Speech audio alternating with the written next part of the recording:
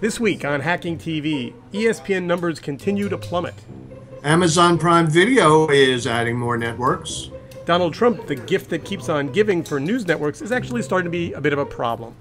And if you love Grumpy Cat like I do, here's a festival you don't want to miss.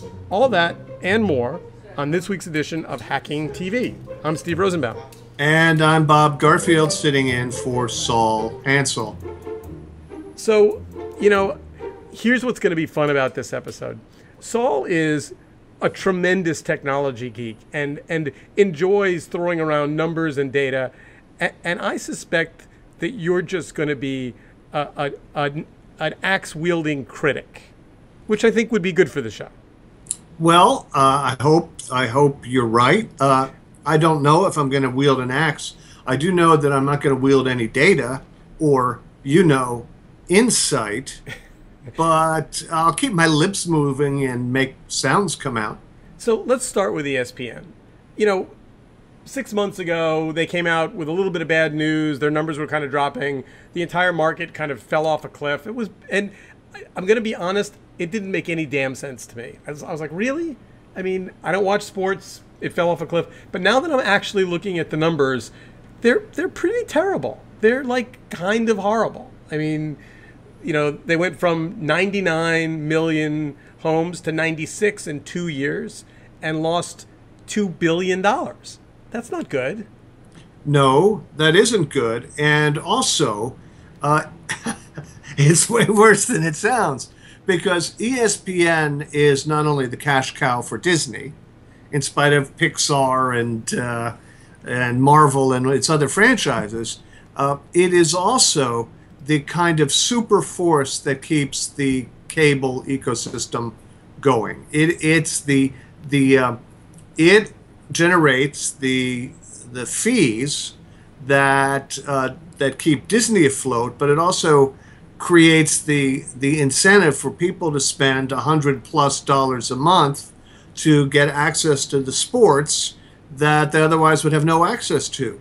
And of course, by the same token, also forces people who have no interest in sports to pay through the nose for content that they never ever look at. But it is very much the glue that keeps the cable ecosystem together, and there are a lot of forces at work to decouple those elements. And if ESPN goes, goodbye Comcast. But here, well, I don't know if Comcast, but we'll get there in a minute. Here's, I guess, what I don't get, though.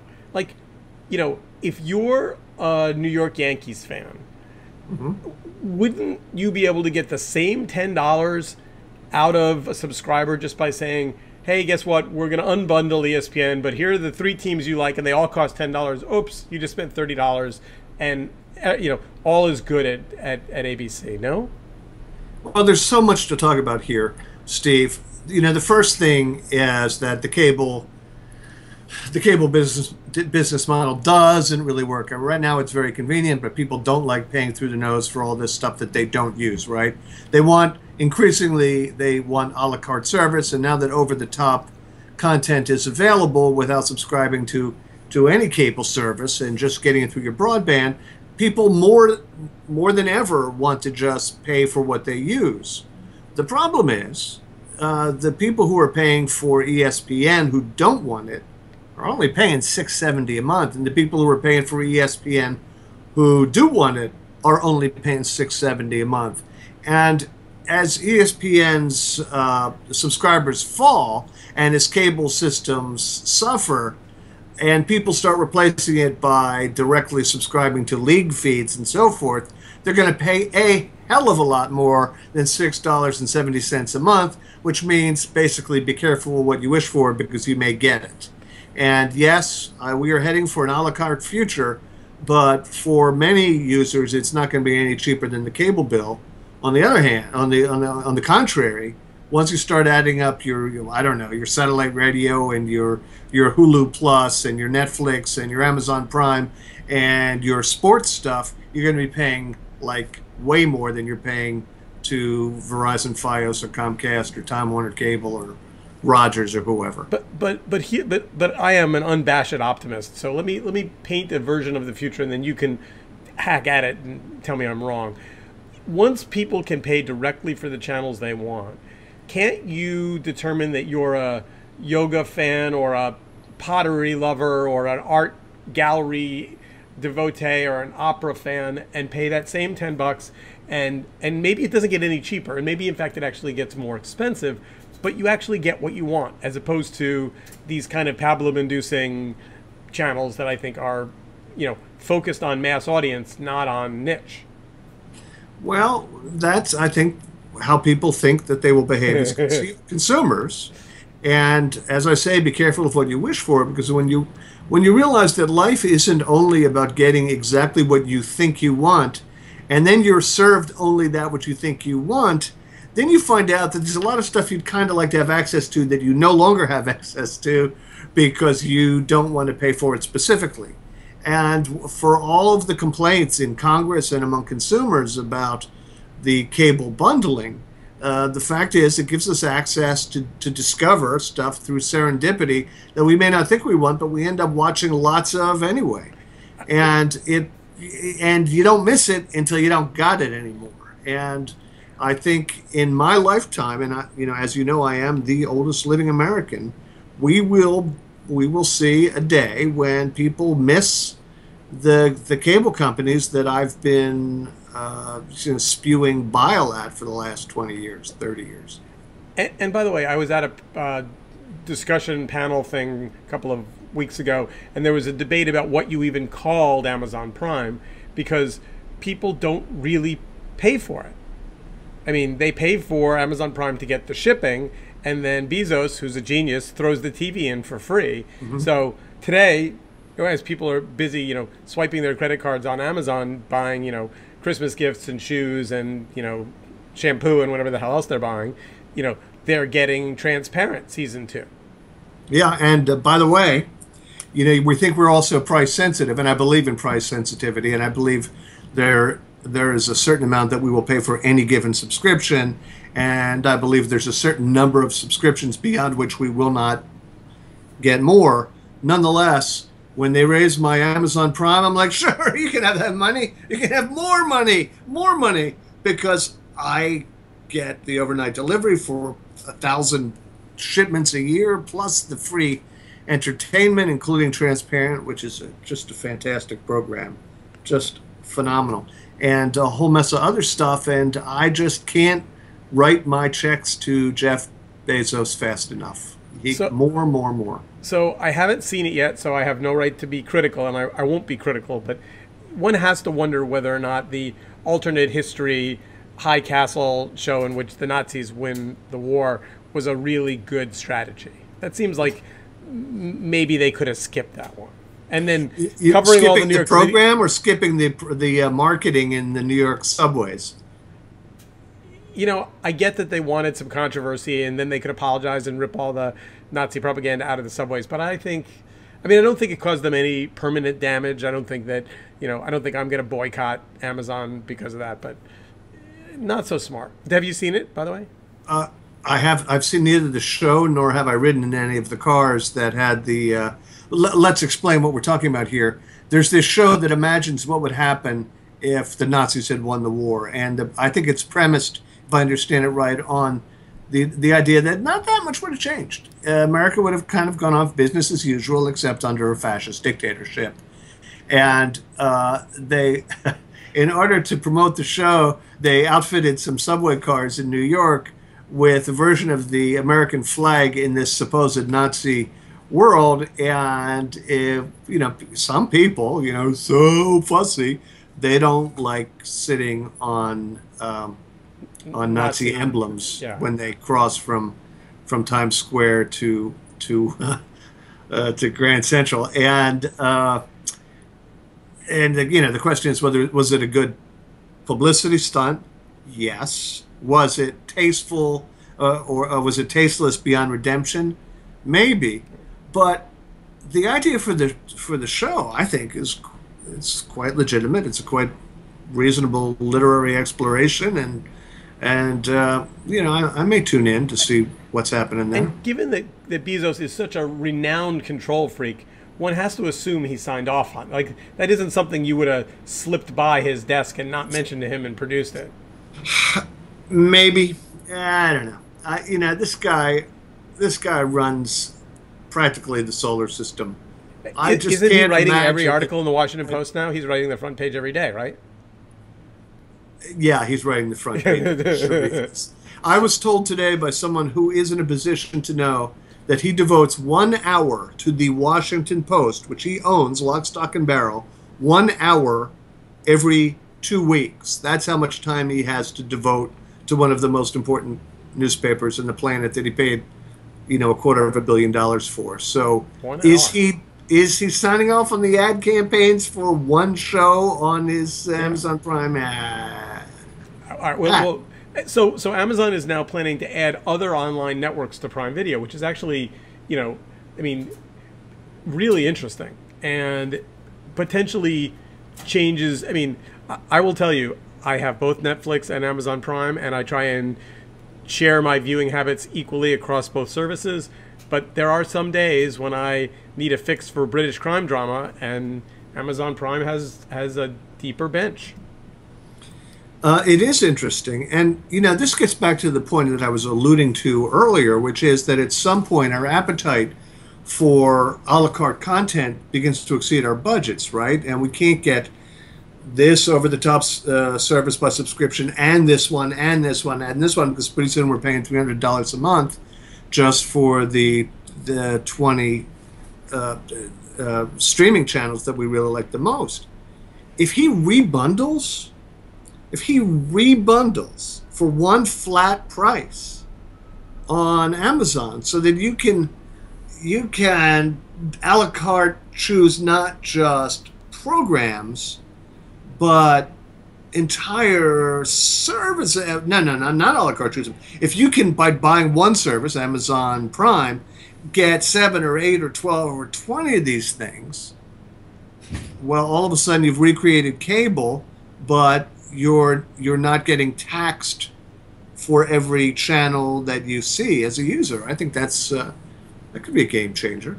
No, listen, it was funny to watch the media talk excitedly about Cyber Monday, and I just sat there going, "You're kidding, right?" Because I'm buying cyber crap every day. So Monday, did I spend meaningfully more money on cyber stuff today than I did Sunday or Tuesday? I don't think so. No, you certainly didn't. In fact, Cyber Monday was very, very similar to Cyber Sunday and Cyber Tuesday, and it's not a whole lot different from Cyber 3 weeks from now. It's hype. They're trying to create an event. Retailers obviously have a vested interest in trying to create excitement and generate a lot of sales and build momentum and get a lot of to turn shopping into an event. And God bless them. The I was just writing about this in my column today, Steve. I read it, and are you teeing it up for me? A little bit, yes. Oh, well, that's very thoughtful of you. In fact, that's actually, I can realize now it's the only reason you would have said this. But it's amazing how the intersection of the marketing business and the digital world can so exaggerate certain phenomena and so just flap their lips by saying nothing about things that really matter, like, for example, ad blocking. And if I read one more article from a trade association president that says, we really have to make the user experience more pleasant, like, oh, do we? We really have to do that? Yeah, we have to do that.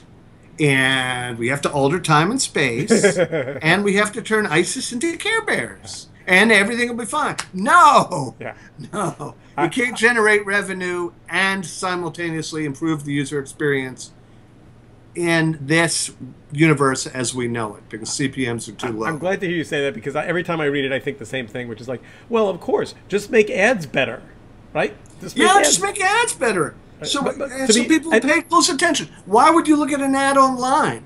The only way that an advertiser is going to have me see its ad is by jamming it directly into my cornea, which is what they try to do digitally with all these takeovers and autoplays and rich media and so forth, which is why I and almost everybody else has now deployed an ad blocker, because I don't want to be interrupted trying to get to the content that I want to get to.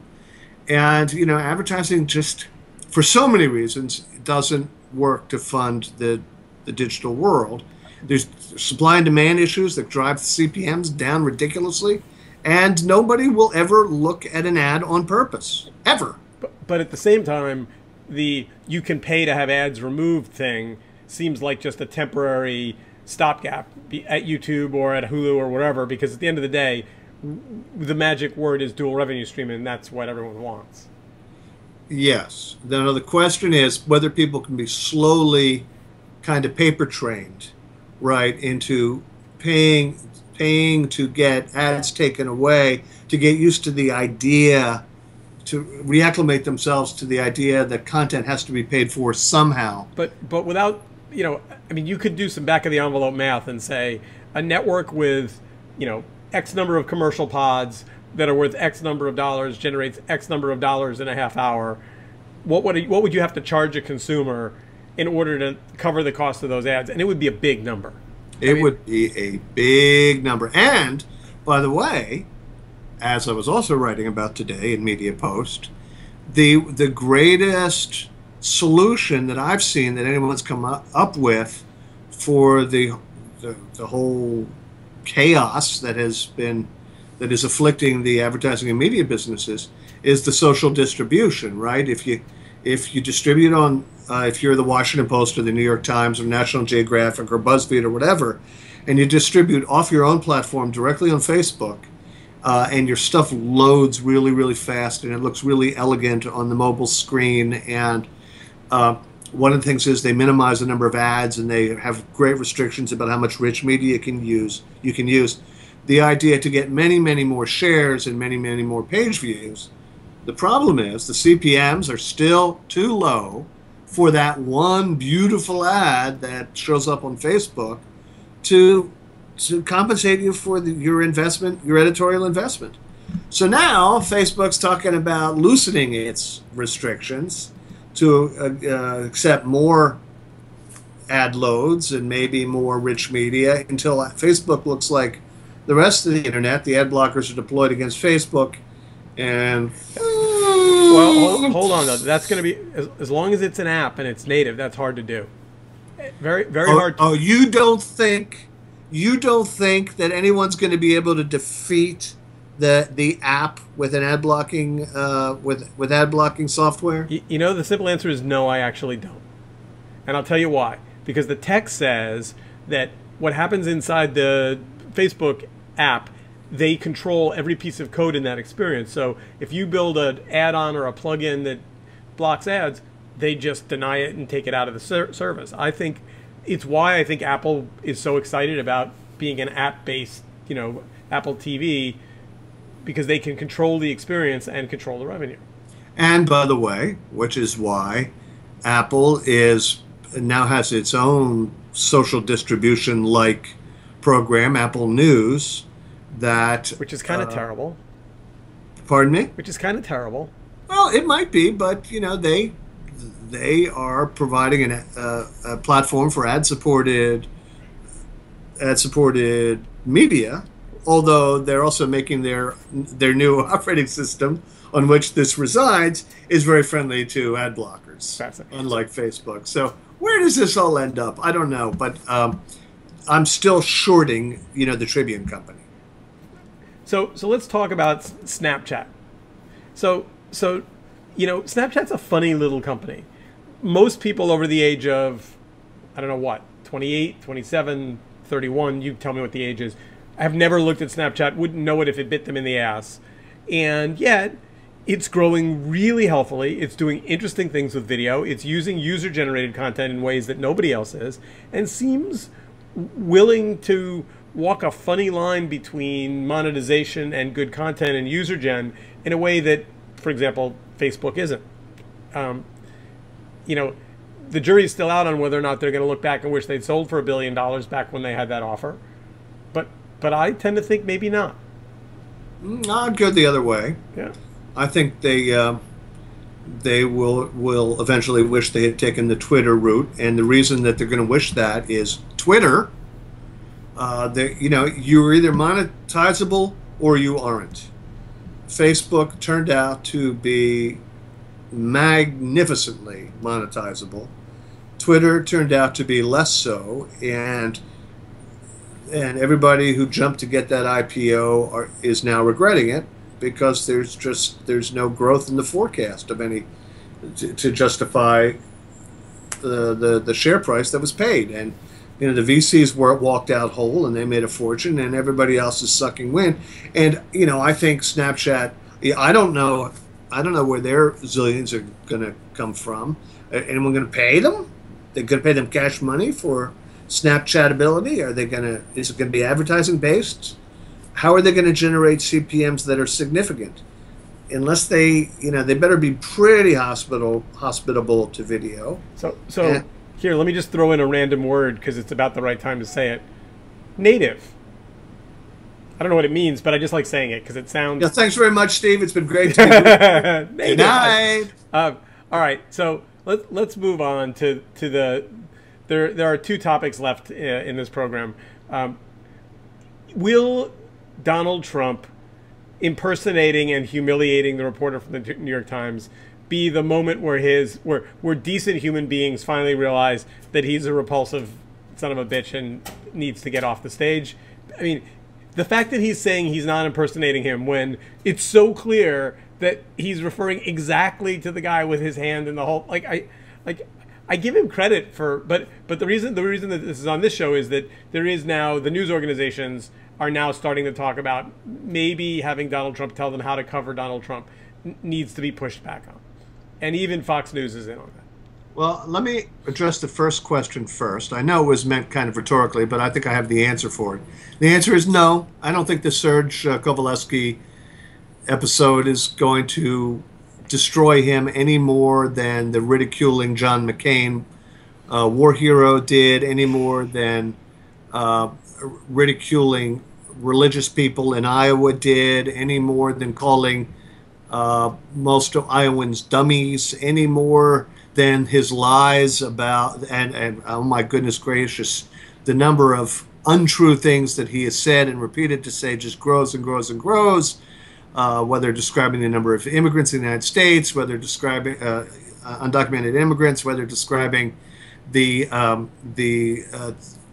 level of taxation in the United States. Whether, so you're a fan?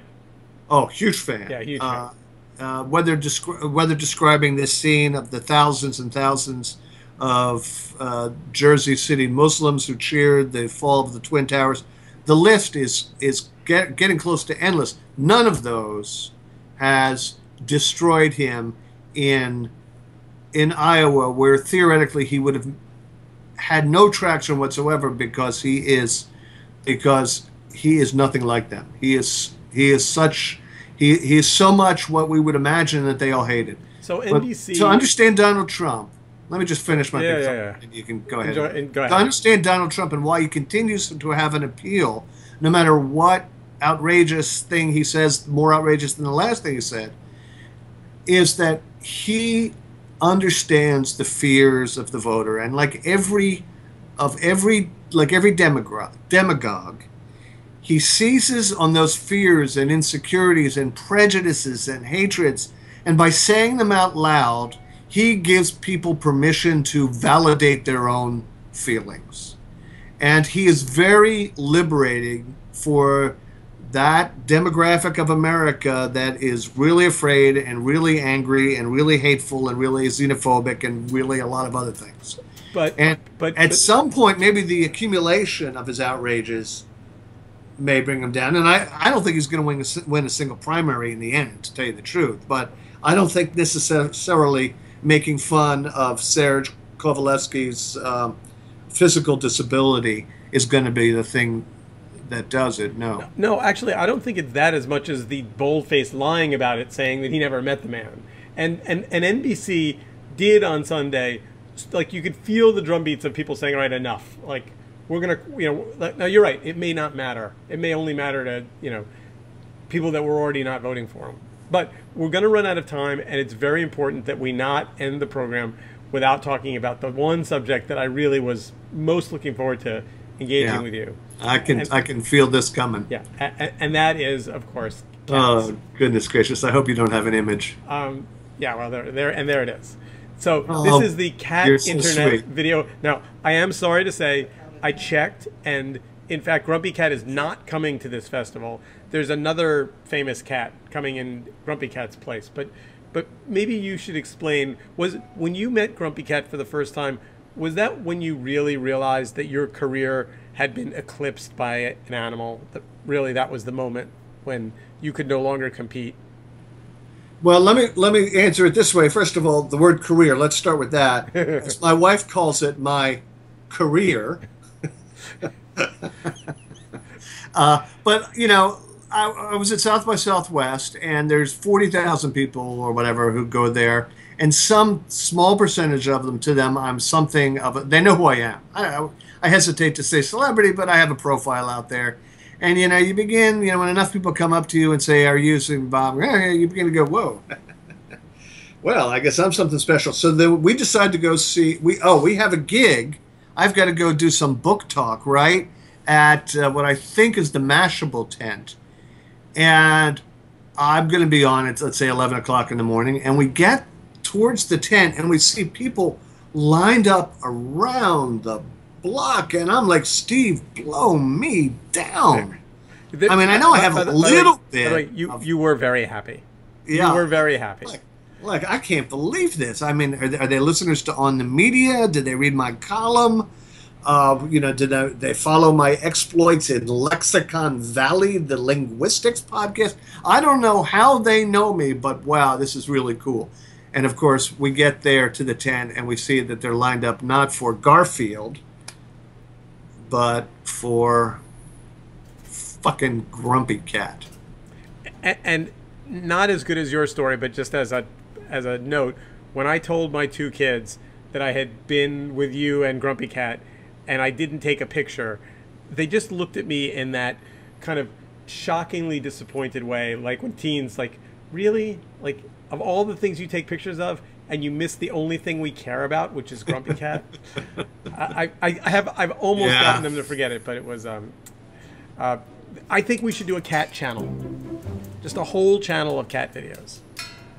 Well, only if you want to get rich. $9 a month. We are out of time.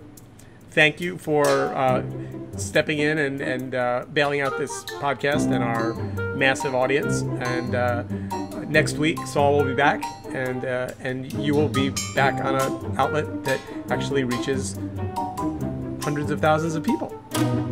Steve? Millions. There you go. There you go. Thanks, Bob. Thank See you. everybody. Steve, my pleasure. Saul, you owe me one.